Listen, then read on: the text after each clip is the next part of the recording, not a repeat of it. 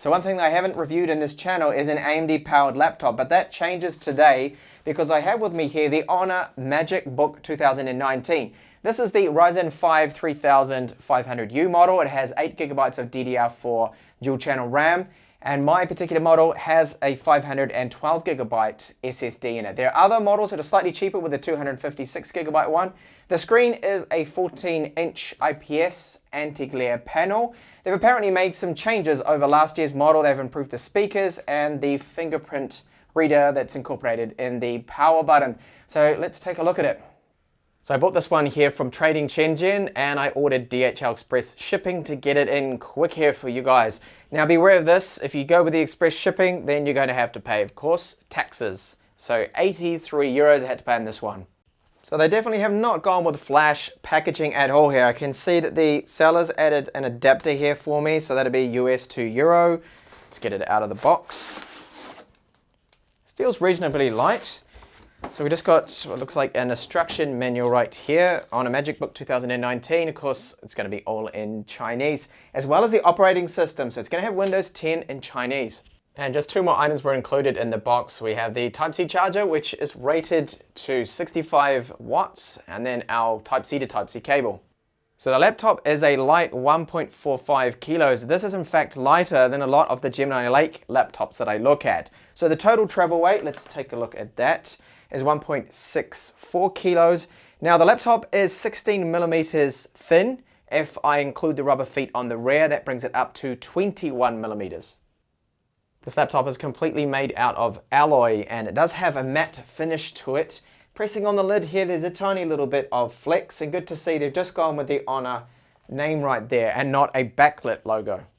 On the bottom, two large intake vents there, so this is actively cooled. There are fans within it. It's got 9 screws on the bottom, and it's got something there mentioning Microsoft Office, but that's probably a license for the Chinese version. So to remove the screws, you need a Torx T5, that's the size it uses. And simply pry off the rear cupboard, you've got access to the internals. So the first thing I noticed that actually those are speakers on the bottom they have here. I thought they were top firing speakers.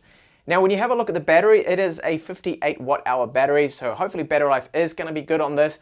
I will do a full test of this, don't you worry about that. And of course my full review. In terms of upgradeability, we have the SSD, which is in NVMe one there, M.2, and our mini PCIe card for wireless, which is great to see because normally this is soldered on and part of the motherboard. Now the wireless card is an Intel 8265, so if you wanted to change that to say the 9260, which I highly recommend, it's even a faster one, then you can do that. The SSD that Huawei has gone with is a very fast one. It's a Samsung PM981, so this is great to see. We have 2 copper transfer heat pipes and a very large single fan. Let's see if I can open it with just one hand. No, okay, that's not going to happen. So a few people in the comments now are going to be disappointed with that. So there we go. Yes, it has a bit of a MacBook look to it, doesn't it? Okay, so this keyboard. Flex, I'm pressing down here really hard, and there is a little, but under normal typing pressure, there doesn't seem to be a lot. So the first thing I've noticed too is the keycaps themselves have a matte kind of finish to them. They're backlit as well, and very short key travel. Doesn't seem to be a lot what they've got, but overall it does look like it's going to be a decent keyboard, but they have made a compromise here with the arrow keys. Good to see the power button is right here, of course, so that's away from the keyboard, and it does act as a fingerprint reader. And now we have a matte screen with plastic matte bezels around it. So this is more practical than say the Mi Notebook Pro with the glass covered screen. Webcam up the top, flanked by 2 microphones. On the left you'll find the Type-C in there for charging data, and then a status LED, HDMI out, and a USB Type-A port. And that leaves us with the 3.5mm headphone jack with mic support and another USB 3 port. So this is by far the biggest con of the laptop, is that it comes with Windows 10 Home in Chinese. What I'm doing at the moment to get it into English is I'm upgrading to Windows 10 Pro, and then I can add the English language pack. The screen we have on the Magicbook is a 14-inch one, so it's the same as the older model. It has a maximum output of 280 lux, so it's not the brightest, but because of the anti-glare matte coating, it's a lot more forgiving. So to me, it looks fine. I'm not seeing any light leakage. I'm not having any obvious problems with the panel at all. Viewing angles, of course, are good, being IPS. And look at this hinge. It goes all the way back, which a lot of manufacturers don't let you do. So our drive has been partitioned into 80 gigabytes for Windows and then 383 for data. Don't know why they've done this. I would have preferred them to have just left it, but this is not hard to fix with a partition manager. No, there is no micro SD card or SD card reader on this laptop, which is a big mistake. I've just plugged one in, of course, a reader. And that SSD, I have benchmarked it. As you can see now, it is very fast, as expected for a Samsung PM981. Now, we do have a little bit of bloatware on here that's come through from Honor. We've got their Magic link thing. This is for transferring files if you happen to have, I think you need a Huawei phone for that, maybe an Honor phone for that actually to work. And then this thing here called PC Manager, which is semi kind of bloatware because it does have at least some handy things in here. So you can change the boot logo if you wanted to.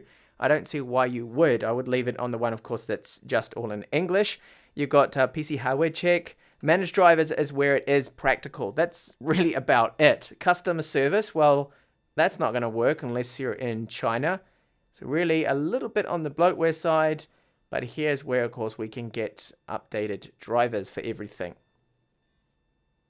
It does have Dolby Atmos installed. Now, this is just really a fancy equalizer. It's on the dynamic mode by default, so it just detects what kind of audio you're playing back. For example, you're in a game, it'll automatically put it onto the game mode. And all it's doing, yeah, is just tweaking the sound to sound perhaps a little bit better depending on your content. But here is a sample of those 4 speakers.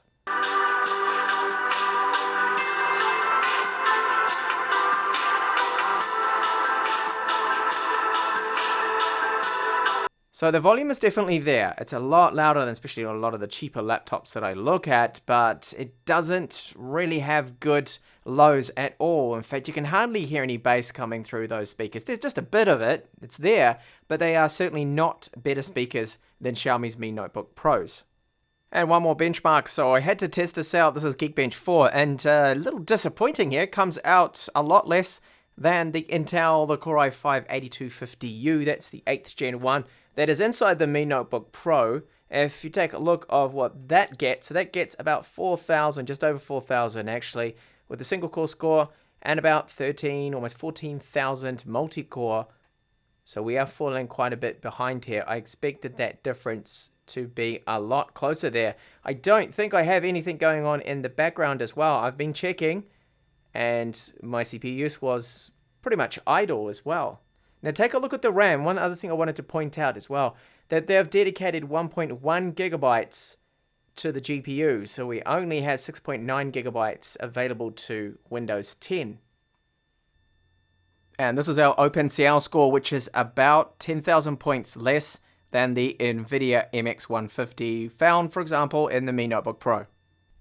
So battery life, we are looking at approximately 5.5 hours. This is mixed web use at 100% brightness. So you turn down the brightness, then you're looking, I would say, somewhere between 6 hours, 6.5 really. So battery life's not looking actually amazing from it so far. But just remember, this is just my first impression. And what about Linux? So Linux, it does boot up. As you can see, this is Linux Mint. But what is not working is my controls here for the screen brightness or the audio. Nothing seems to happen, so I can't manually just tweak that up or down. Wireless is working and the touchpad is working at least. Alright, so the fingerprint reader, this is a good X1, and so far it seems to work well. It's using Windows Hello, so you just tap it only takes about a second or two and you're into Windows. It's faster than typing a password. So the touchpad surface, this is not a glass covered one. It feels just like a matte plastic they have for the touchpad. So there are a few things that I've tested off camera and I wanted to comment on. There's the HDMI port. So it's not HDMI 4K 60Hz max output. So it doesn't look like it's HDMI 2 spec at all, which is a little bit disappointing. Now I have used the touchpad now and the keyboard, and I wanted to give you some feedback on that. The touchpad to me seems fine. It's not as good as, say, the Xiaomi Mi Notebook Pro. The keyboard as well is not as good as the Mi Notebook Pros.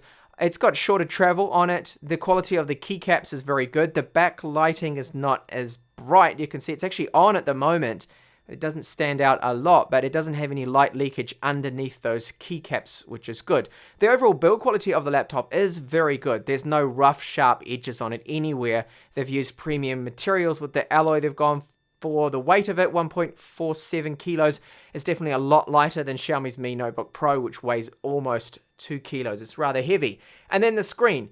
Matte anti-glare coated means it's just way more practical, so much better to use in bright environments with reflections that you get on the glass screens can be so annoying, but here you don't have that problem. It's not a super bright screen. It's only about 270 to 280 lux, the maximum output. No IPS leakage that I can see around, no bleeding or anything around the corners, the outside on my particular unit, which is great to see. The webcam quality looks average. I'll give you a sample of that in the full review. Thermals in the full review. Gaming performance, a lot of other benchmarks as well. All of that's coming in the full review. The performance, it seems to be quite a bit slower than the Core i5-8250U. I was hoping for a similar kind of performance there, but maybe the GPU, I don't know either, whether it's going to be able to match the MX150. Probably not there either. But then the price tag, this is selling for just over 600 euros, so you have to factor that in. The biggest con, of course, is it comes with Chinese Windows 10 Home Edition. So I'm trying to upgrade it at the moment. I'm having difficulty. It keeps timing out at 100%. It just won't let me upgrade to Windows 10 Pro. So I may have to do a driver's dump and completely do a clean install on this, which is really annoying. So I'll be back with a full review with all of the missing details from this and then my final opinion as well. So I hope to catch you back with that video. Thank you so much for watching this unboxing and initial first hands-on review of the Magicbook 2019.